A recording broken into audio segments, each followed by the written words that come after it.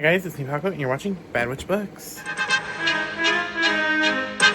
Guys, today we're going to be going over a highly anticipated video, for me at least, and it is my top 10 books of the year.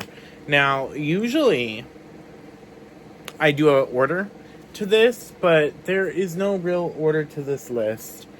They're not ranked or anything like that because I just loved all these books equally. I didn't really have like faves this year. Like I didn't have a Babel or a Sunbear Trials or like a Cemetery Boys this year. I had like some that I ranked higher than others, and I'll like say that when I talk about it.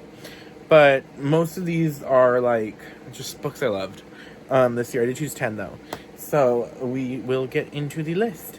So the first book I have is not a book I actually have. So the first book on this list is a smutty book. The only smutty book on this list, and that is Alpha of Mortal Flesh by Ben Benson, I believe is the author's name. Now, this is the third book in the Darkmount series that he has. And each of these books are like dark monster romances. And the third one is a Little Red Riding Hood retelling where what if Red Riding Hood rides the big bad wolf? And I loved it. I ate this book up. I read it back in April, and I enjoyed book 1 and 2. They were all right, like solid, like 3, maybe a 2.5 stars. That were still fun, smutty reads.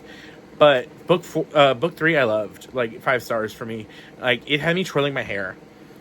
Like I was like, oh my god. So what the premise is about is I forget characters' names, but our Red Riding Hood character is the like son of the guard, Captain Guard, or the former Captain Guard, because he is passed at the beginning of the book, and he is married to the next in line to be the leader, the captain of the guard, and everybody in the town loves the captain of the guard, but he is really abusive to Red Riding Hood, main character.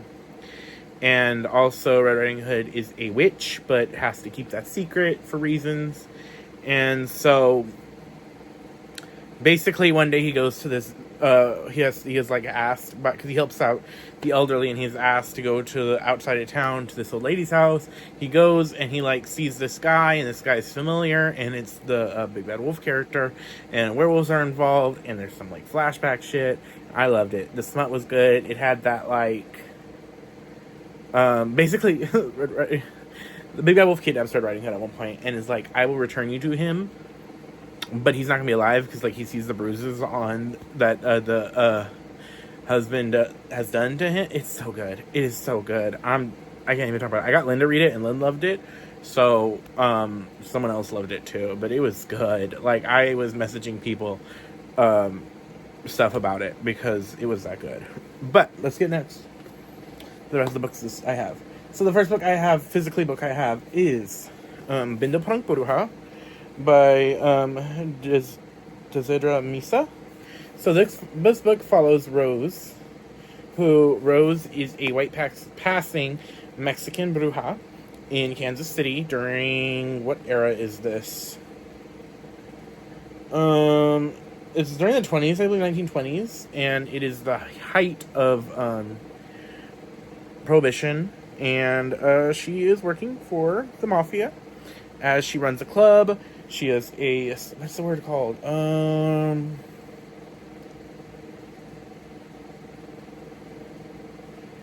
She runs an underground club, and she runs it, but it's ran by the mafia, and she's trying to get her own, like start her own, and she also like has multiple facets, because at one part of her life she is a white passing.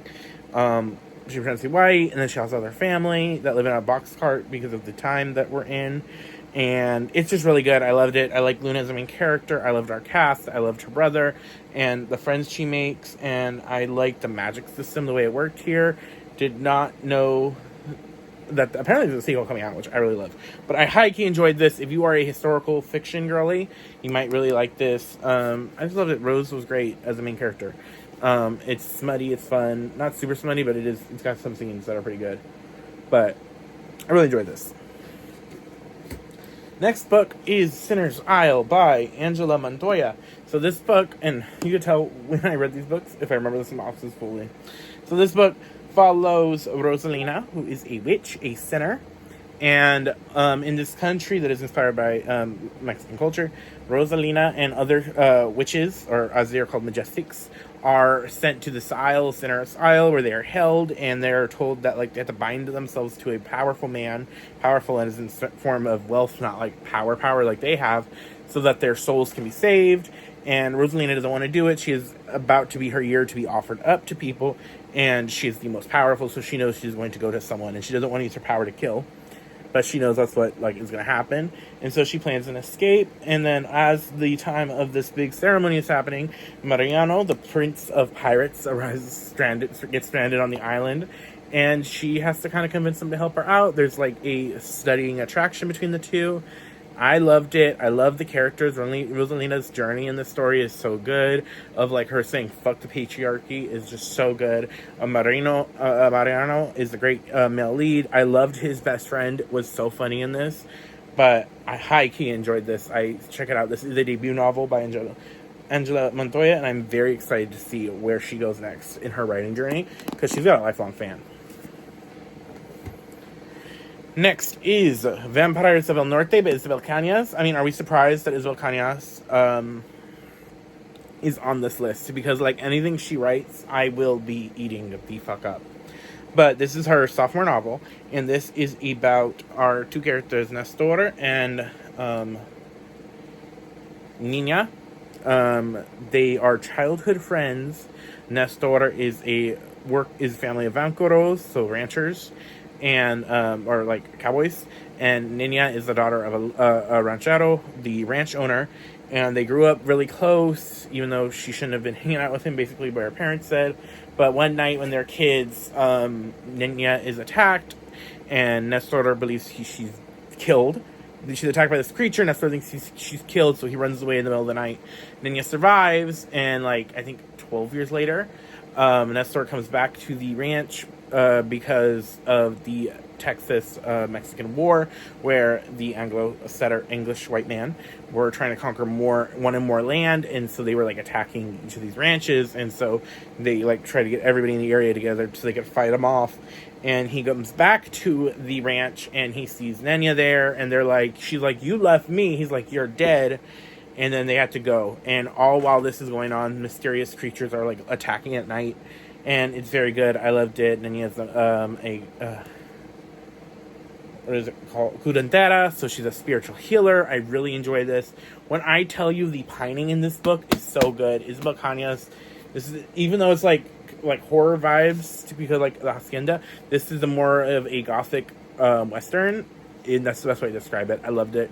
The romance, the tension. Oh, baby, if you love tension and angst, this is the book for you. I also love this dress and what it symbolizes. But Vampires of the Norte, 5 out of 5 stars, great. So, while I'm only holding one book up for this, I'm including all the books she wrote. Well, I could not have chosen Babel again, because I already read Babel last year.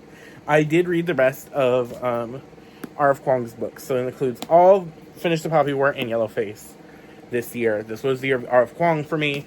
And this is the year where I'm like, R.F. Kuang could hit me with her car, and I would say, I'm sorry. Because she is so good.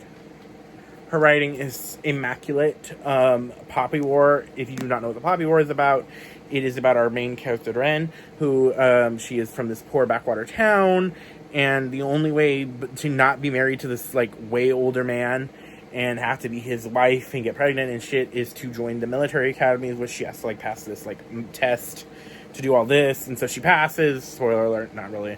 And she goes to the military academy where she's treated poorly because she is of the poorer class, and she learns a lot of shit there. Like, one half of it is military school until like war shit happens, and this series really is about the conflicts of war and the choices people have to make and how that can turn a good person evil, and not even evil, but just complicit. And it's got awesome fight scenes. It's got great action. The series is so good. If you are, I believe in women's rights, but also support women's wrongs, this series is for you. Trigger warnings, it is violent, graphic, because of what the historical text is. Like, this book is inspired by the rape of Nanking.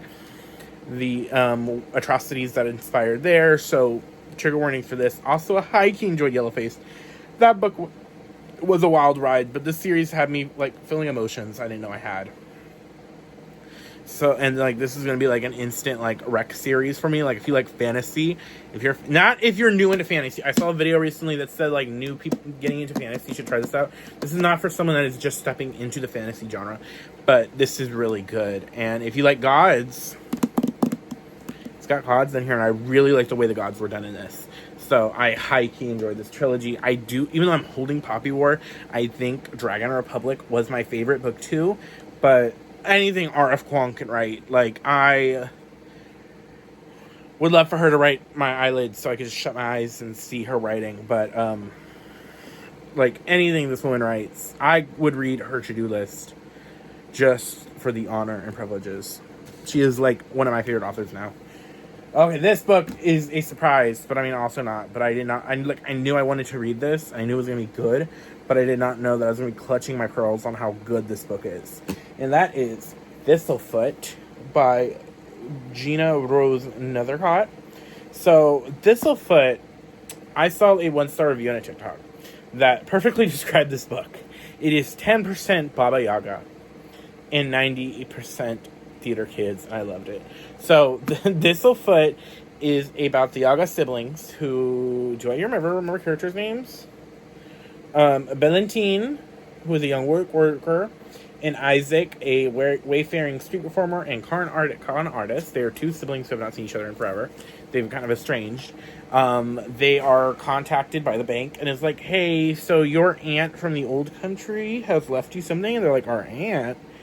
And so they go to see what was left for them, and it is a house with legs, chicken legs on it. And so they then take it and are like, okay, what are we going to do with this? And they kind of start up the old family puppet show that they used to do using the house. And all while that is happening, a dark, mysterious stranger is hunting them at night. Like, a dark figure is hunting them. And my God, I enjoyed this here book. If you're going to read this, read the audiobook. It is so good. The audiobook, I say, that is the way this book should be listened to. Because it's amazing. One of the best audiobooks of the year. High-key enjoyed it. It felt like a story was being told to you. This book is great. It is a magical realism, so if you're not a magical realism girl, you don't read it, because I don't want to hear negative things about it. If you know who you know who I'm talking to. As I'm looking for the camera, like the angle. But this book is so good. Just the character writing, the talk about trauma. When I tell you this book is about trauma, it is about trauma. Generational trauma, healing from generational trauma, tactics used for survival is generational trauma. Like, this book is so good. If you've read it, message me. I've already talked to some of the people I know who've read it, but like, this is so good. So good. But this is for my magical realism girlies. Like, if you're just a strict fantasy girly, you're not gonna like this as much if you don't like magical realism. Like, you have to like magical realism to like this. Okay, another book that's considered, I'm counting for 2 books. There is like 2 books that are going to count for that. The next 2 books are. But this is counting for 2, and that is Her Majesty's Royal Coven by Juno Dawson. I'm also including Shadow Cabinet, which is the sequel to this, which was so good. But Her Majesty's Royal Coven is about a coven of witches that basically are UK's like legal coven of witches, that they are a shadow agency that are all the witches, and they deal with all the supernatural problems that are affecting the country. They are led by the talented High Priestess Helen in the first book, and Helen finds out that there is this young child that is being prophesized as the, like, basically Antichrist. It's not the Antichrist, it is their own, like, world version of the Antichrist. And Helen is like, we've got to take care of this. So she contacts her her friend, because Nimue, something complicated like that. And she then meets the child, and she's like, this child's not evil. And then shit happens from there. It has to do with this group of friends that have like all grown up and are all like using, kind of affected by their witchiness differently. Also, this book is a giant F you to TERFs, and I love to see it. We love to see it. Would we stay in this house? F you TERFs. So, I high-key enjoyed this book. It is so good. The friendship dynamic is amazing. The magic and witchiness, love Chef's Kiss. I'm very excited. I buddy read the second book with Jen. Helen is tired filming this late. Y'all know I film late, but very enjoyed this book. All these books I'm mentioning are 5 stars, so I shouldn't say less. Love these covers. I am very excited for the next book in the series. But the endings. If you do not like, wait till the series is over. If you do not like endings that will have you feeling a type of way.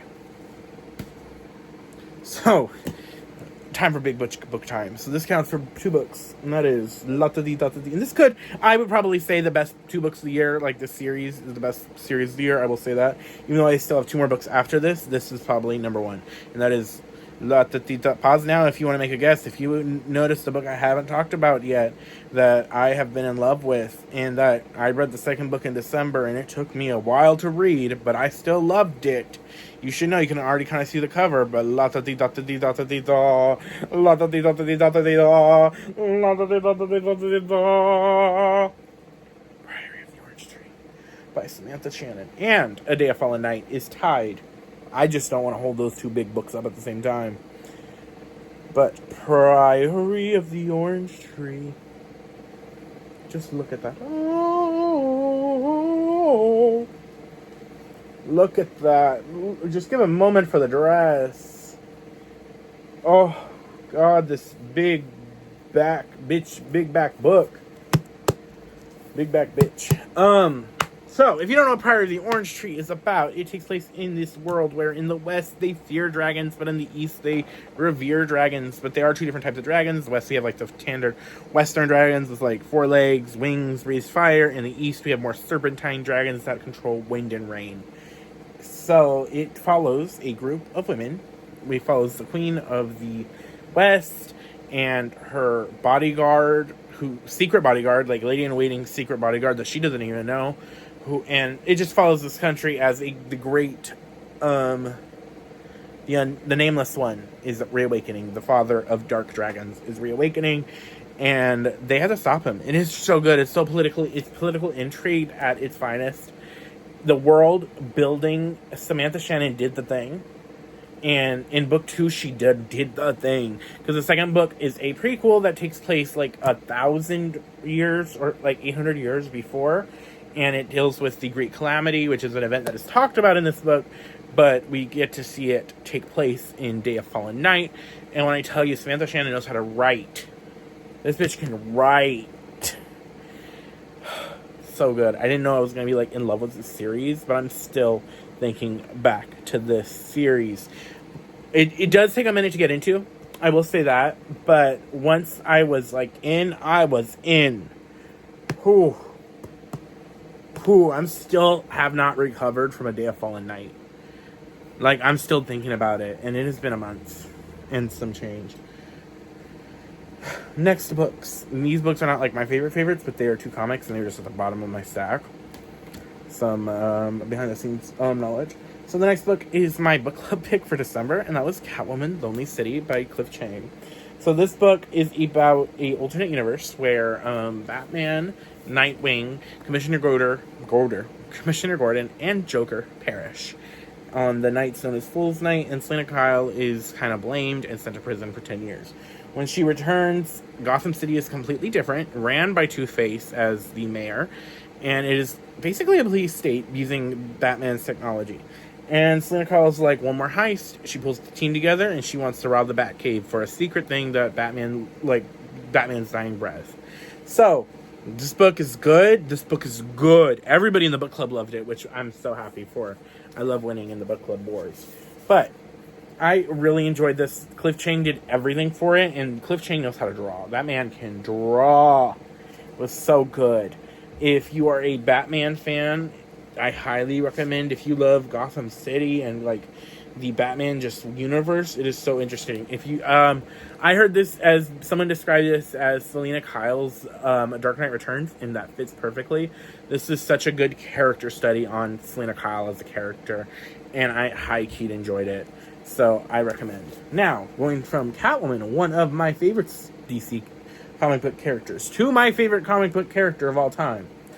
The next and last book on this video is Wonder Woman Historia, The Amazons. This is by Kelly Sue DeConnick, Phil Jimenez, Gene Han, and Nicole Scott.